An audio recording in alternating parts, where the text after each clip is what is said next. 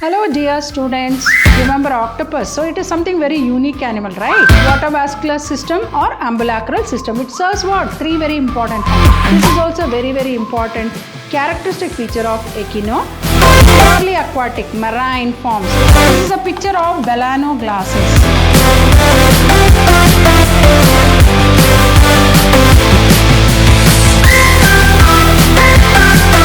Hello dear students, welcome back to session 10 of this very interesting chapter called Animal Kingdom. So once again, welcome back to the Animal Kingdom. So what did we learn in the last session? We learned about a very important phylum called phylum Mollusca. Hope you remember octopus, right? Hope you remember the picture of octopus. Who doesn't remember octopus? So it is something very unique animal, right? So what are we going to study in today's session? Hope by seeing this picture itself you can make a guess. So what is this animal? So you can see the 5 arms. Here you can see the 5 arms. 1, 2, 3, 4, 5. So it is pentamerous. So what is it? It is nothing but starfish. It is not a fish, but it is called starfish, right? So such a beautiful animal, right? You just go near the sea shore, you'll get good number of starfishes just fallen around, and some of the arms would have broken also, right? So it has a very important it exhibits a very important property called regeneration. You know, sometimes when it comes across a predator, it goes for what we call it as self amputation. What do you mean by self amputation? It cuts its arm by itself so that it can escape from the clutches of the predator. So smart animal, right? Every animal wants to survive, right? So by hook or crook, they come out with certain strategies so that they can escape from the predators and survive. So such a very unique animal is this starfish. So in today's session, I'm going to discuss about the last invertebrate phyla. Hope you remember the 9 invertebrate phyla. So we are going to discuss about the last invertebrate phyla, that is phylum Echinodermata. And this word called Echinodermata was coined by a scientist by name Jacob Klein in 1734. So the word Echinodermata, echino means what? Spiny. Derm means what? Layer, skin. So as I said, you split each and every word, you will get the meaning. Echino means what? Spiny. Derm means what? Skin. They are spiny skinned animals. Molluscans? So mollusca means what? It is soft bodied animals. Again, as I said, we classify them into shelled and non-shelled animals. Octopus comes under non-shelled, right? So phyla comes under shelled. Then freshwater mussel Unio comes under shelled. So those animals which have a calcareous exoskeleton made up of calcium, they are called as shelled animals, right? All that you have studied in phylum Mollusca. So here this word called Echinodermata was coined by a scientist by name Jacob Klein in 1734. So he coined this word called Echinodermata. And these are, now let us study about, as I said, these are very unique, highly unique invertebrate animals. Highly unique invertebrate animals. What is it? They are highly unique invertebrate animals compared to all the other phyla. Each and every animal of each phyla is something different. So also even echinoderm. So as I said about starfish, so beautiful animal. You can see the 5 arms there, right? So it has an endoskeleton, right? Now let us start with the characteristic features of phylum Echinodermata. So these are, so now let us study about the characteristic feature. What are the points that you need to remember to write the characteristic feature of phylum Echinodermata? As I said, each and every phyla has different characteristic features, right? So each character characteristic feature is different from the other phyla. So the only thing is practice. You need to keep constant reading. Practice makes man perfect, right? Keep on reading each and every phyla to do the comparative study. Then you see why you will not remember the points. So now let us start with the very important characteristic feature of phylum Echinodermata. These are exclusively marine organisms. What do you mean by exclusively marine? They are found only in sea water, not in fresh water. So they are aquatic. Definitely when we say marine animals, they are found in sea water. So they are aquatic and exclusively marine animals. What do you mean by marine and found only in sea water, not in fresh water? Next, they have organ system grade of body organization. See how the animals have evolved. Now we are in the next session I am going to move on to a very important phyla that is called vertebrate phyla. So see how the animals have evolved from simplicity to complexity. We have started with phylum Porifera.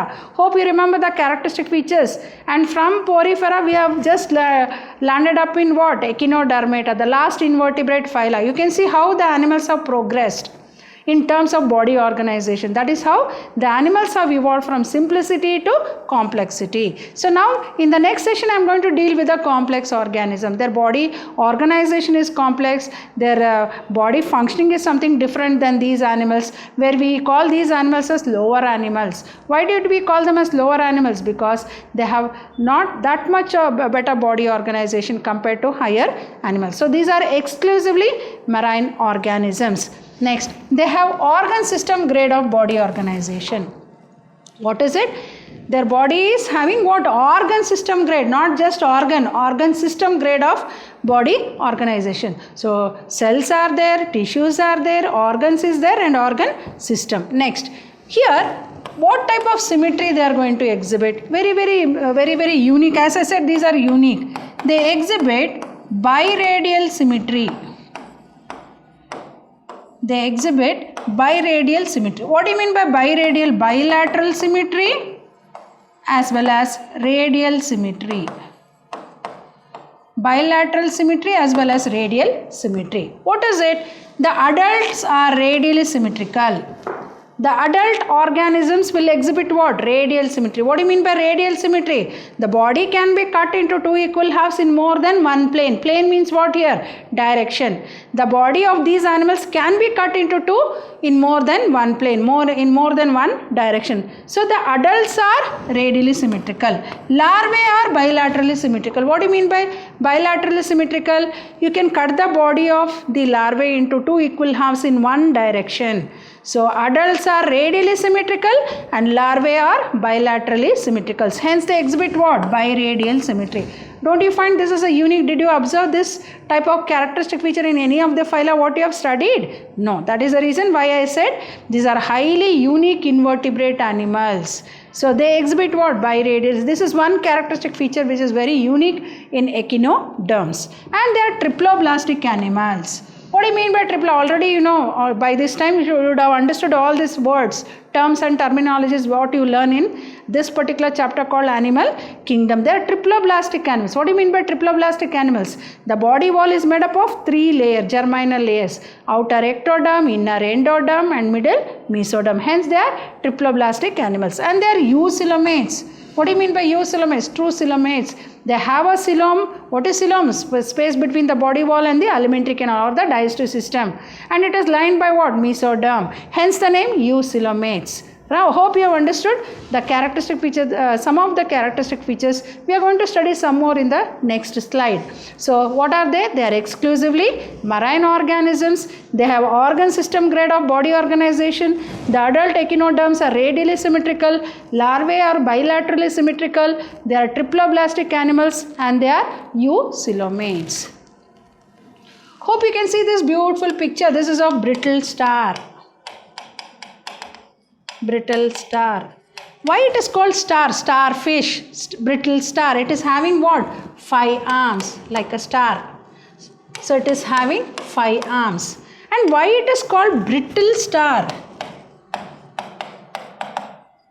Brittle means that which breaks very easily. Glass is brittle, right? So the arms break. As I said, it exhibits a very important feature called what? Self-amputation. Whenever it comes across a predator, when predator holds one of its arm, it gets its arm cut by itself. And it has the capacity, and it will not die. It will have the capacity to regenerate. New arm is formed. So that, imagine, is it possible in human beings? If a hand is cut, will it again regrow? No. But in these animals, that is why I said these are very highly unique invertebrate animals. So this is an example of brittle star. You can see why it is called brittle, because the arms are so very soft and they break.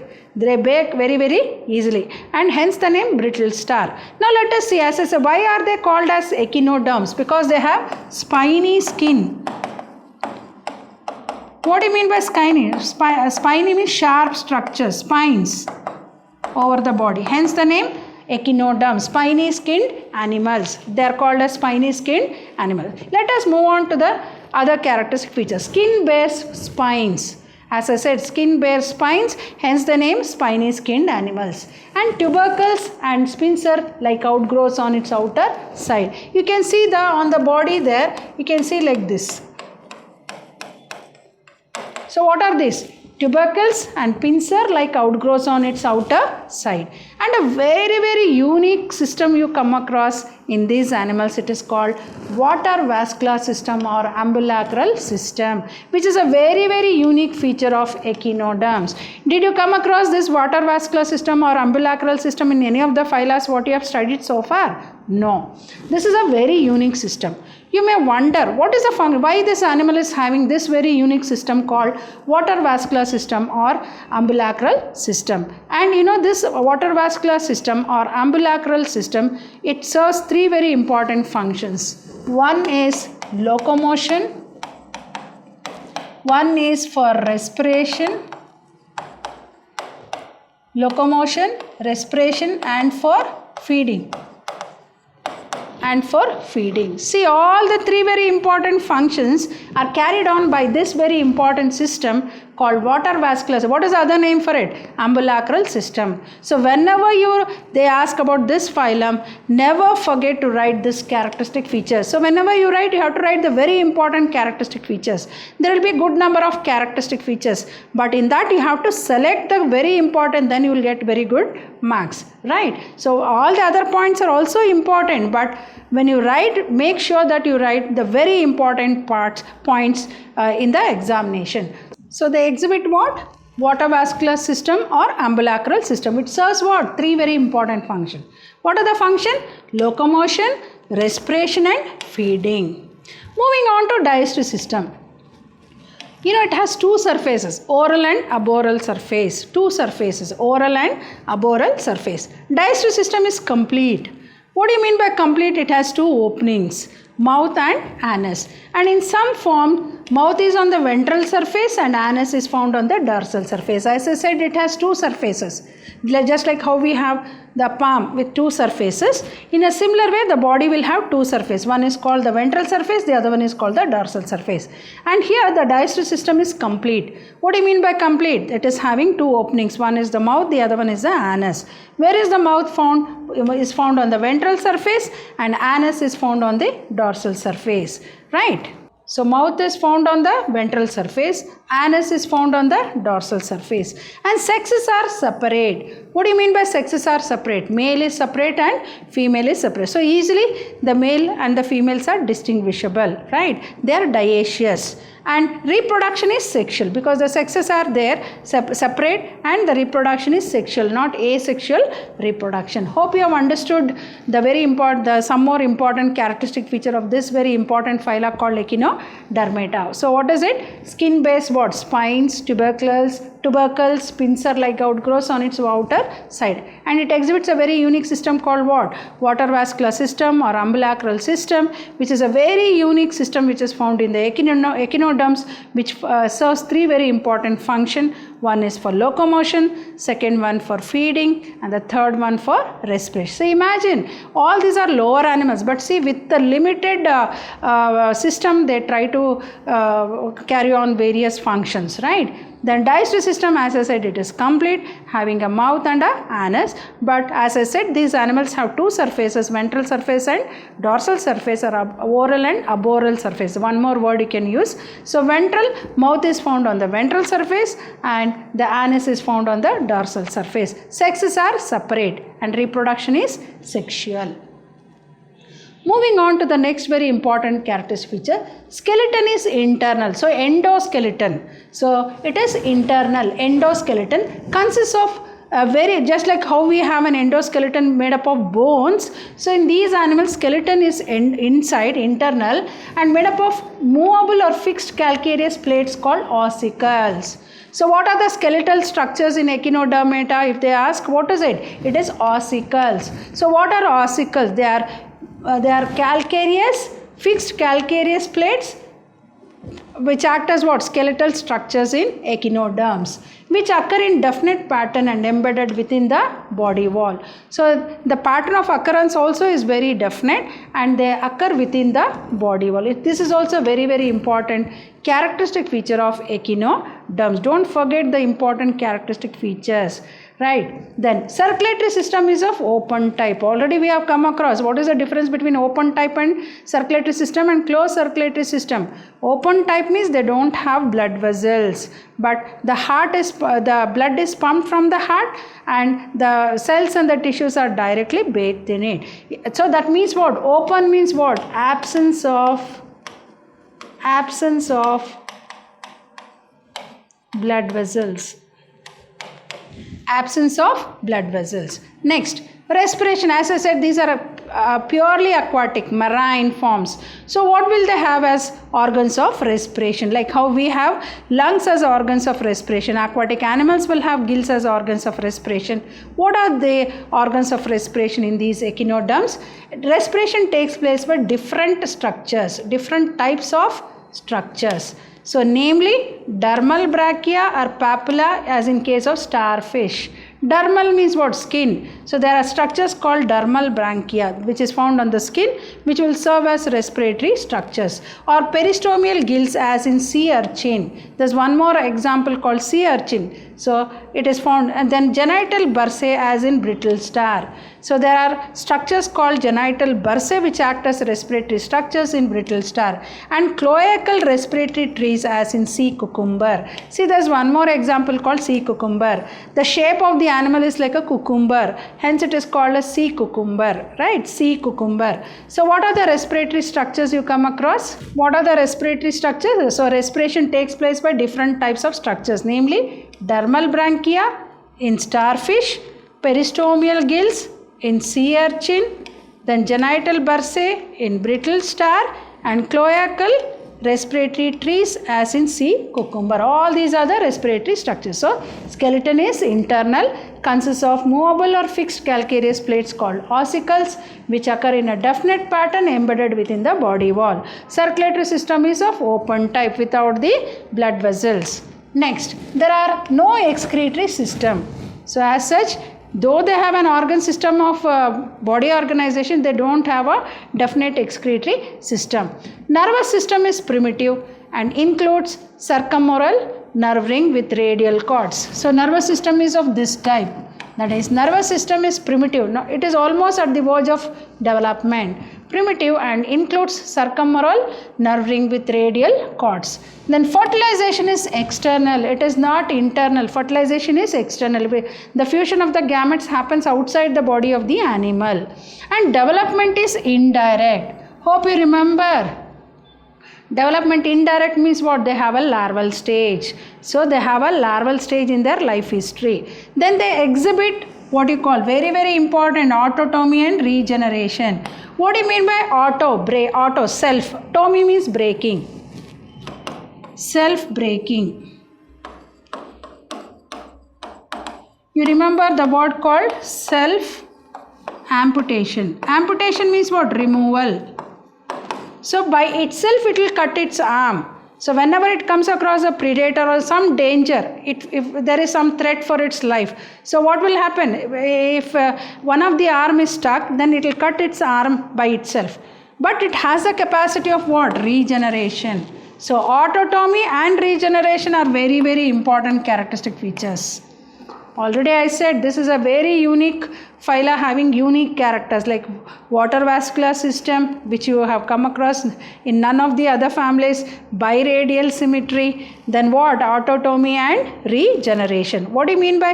Now let us see what do you literally mean by autotomy. Already I have told you what is autotomy. Self amputation, self breaking. You split the words, you get the meanings, children, right? So particularly the terms and terminologies in biology is too very difficult for you all to understand. So the easy way is you split the word into half, like half, not split into half, like you get the meaning, right? Then autotomy and re means back again. Generation means growing.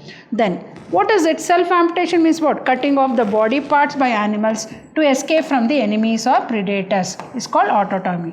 The capacity of an animal to regrow the lost body part of a tissue is called regeneration. So it has the capacity to regrow back the lost part. Suppose one arm is cut, that again that new arm will be grown. So that is very unique in these very echinoderms. So there are no excretory system, and nervous system is primitive and includes what? Circumferal nerve ring with radial cords. Fertilization is external and development is indirect. They exhibit what? Autotomy and regeneration. What is autotomy? Self amputation. So so some of the body parts are cut by itself to escape from the enemies or the predators. And what is regeneration? The capacity of an animal to regrow the lost body part of a tissue, or a tissue is called regeneration. Hope you have understood all the important characteristic features of this important phyla. Hope you have understood all the important characteristic features. So each and every characteristic feature of the phyla is very important. So moving on. So with that I have completed the invertebrate phyla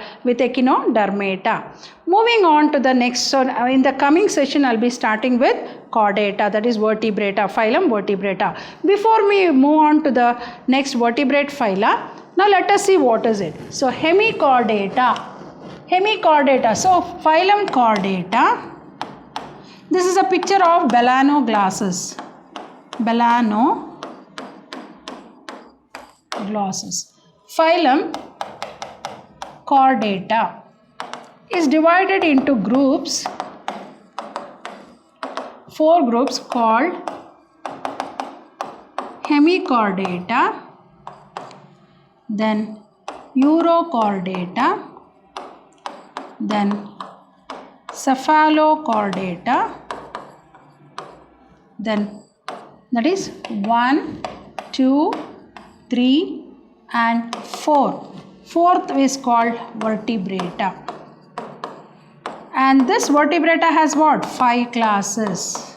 Starting with class 1 called fishes, class 2 that is amphibia,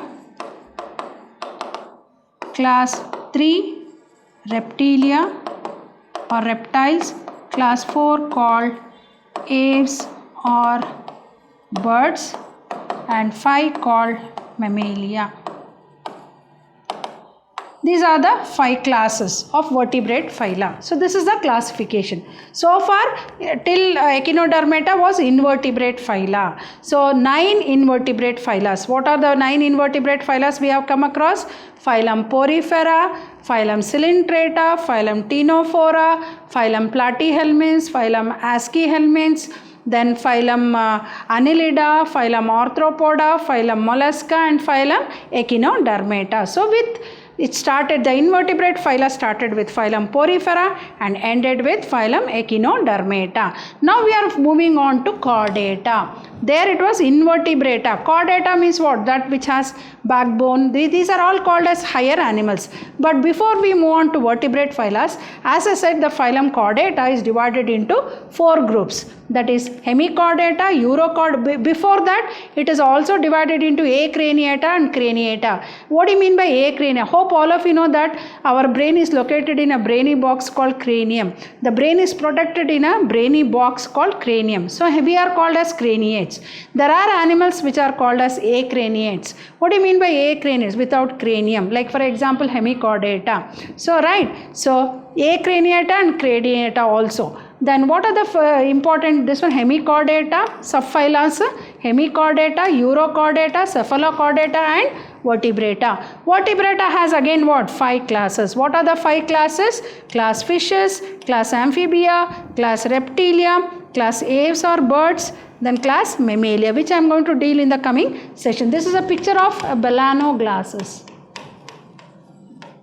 See how beautiful it is. This belongs to hemichordata. Before we move on to the vertebrata, let us see what is hemichordata. So as I said, hemichordata was earlier considered as a subphylum under phylum. As I said, it is subphylum.